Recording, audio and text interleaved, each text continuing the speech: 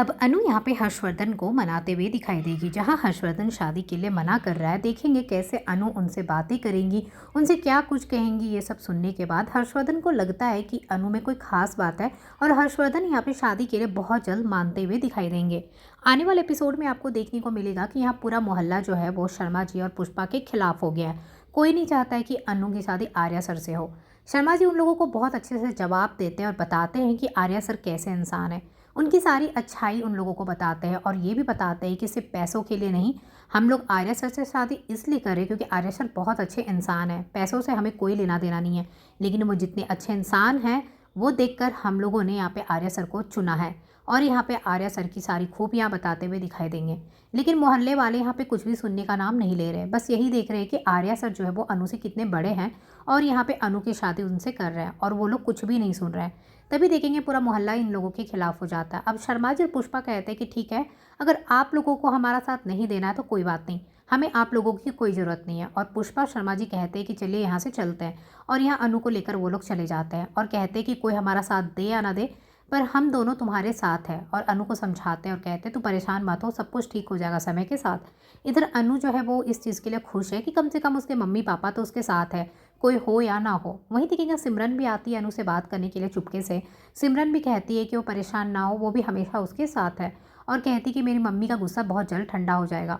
अब यहाँ पे देखेंगे अनु जो है ऑफिस पहुँचने वाली है और वहीं पे आर्या सर भी आते हैं। और वहाँ जाने के बाद आर्या सर सारी बात बताते हैं कि क्या कुछ हुआ, हर्षवर्धन ने क्या कुछ मुझसे कहा है, क्या प्रॉमिस लिया है, वो चाहते हैं कि हम दोनों शादी ना करें। तो अनु ये सुनकर परेशान नहीं होती और आर्या सर से कहती मुझे पता है आपकी जो प्रॉमिस है उसकी वजह से आप कुछ नहीं कर पा रहे, आप यहाँ पे हर्षवर्धन को नहीं मना पा रहे, पर आप चिंता मत कीजिए, मैं उनको ज़रूर मना लूँगी। यहाँ पे पहले भी अनु ने हर्षवर्धन से कई बातें मनवाई हैं, तो अनु को लगता है कि वो हर्षवर्धन से इस बार भी बात मनवा लेगी। अब देखेंगे अनु जो यहाँ पे हर्षवर्धन से मिलने की कोशिश करेगी। जब वो ऑफिस आएंगे तो उनके पास जाएगी, उनसे बात करने की कोशिश करेगी और यहाँ पे अनु उनको बहुत अच्छे से समझाएगी। और फिर यहाँ देखेंगे हर्षवर्धन को एहसास होगा जैसे कि अनु में उन्हें अपनापन दिखाई देगा, क्योंकि हो ना हो अनु जो है वो हर्षवर्धन की तो अपनी ही बहन है। यहाँ पे कुछ ऐसा लगेगा जैसे कि अनु उसकी कोई अपनी है।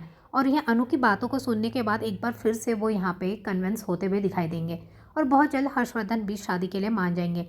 जब मानसी देखेगी अनु इस तरीके से हर्षवर्धन को समझाने की कोशिश कर रही है, उसे मनाने की कोशिश कर रही है, तो मानसी चाहेगी कि हर्षवर्धन अनु से बात ही ना करे और फिर से उसका दिमाग बदलने की कोशिश करती हुई दिखाई देगी।